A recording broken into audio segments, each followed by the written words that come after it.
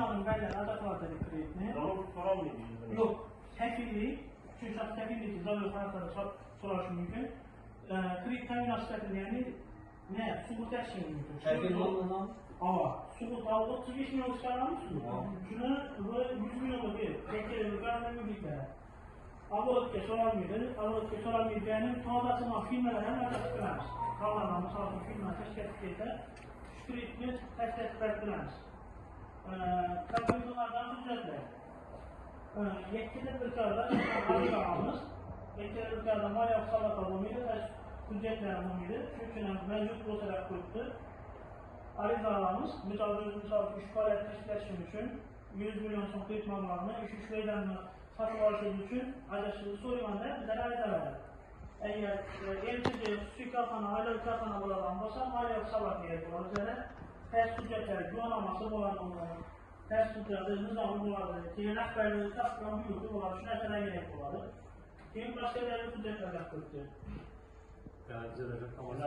Partilerden sonra bir tane imsiz attıkta sağ. İmsiz abi nerede? Daha boruz soran açıklamamı söyledi. İngilizce göz kurdu.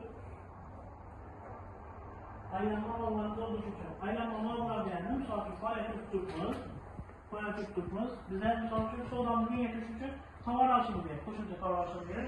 Çünkü biz mallarımızken, pankek kritik varmış. Aylanma mallar için diyelim, savdu için, şu. Zerri esas olarak çalışılır. Yok, var. Şu açıldı, şu için hem ben yok, şu için yapılmış. Neden şu oldu, kliniklerleri, şu düklerimiz. Yani jenerasyon şartlamasını çıkarıyor. Az bilmem şu ama. Misal için klinik 50 milyon adam olsa, bir tane işçi alışı gerek, kendisini alıp. Yetkili ülkeler olsa yalan işçi bak verdi. Açtan değil, meknat üzerine tık verdi. Eğer en çocuk olan olursa büyük çıkart verdi. En çocuk olsa 50 milyona bir tane işçi, 100 milyon 2 tane işçi gerek olur. İş onu kadar devlet verdi. Bu 50'den personel tutmayayım mı aslında? Mesela ben hazır bozulda savda ettiğim yerlerden ikisi getirdi da bu tasfiye, müşkembe, ama şimdi neslerini ulaştıracak mıydı?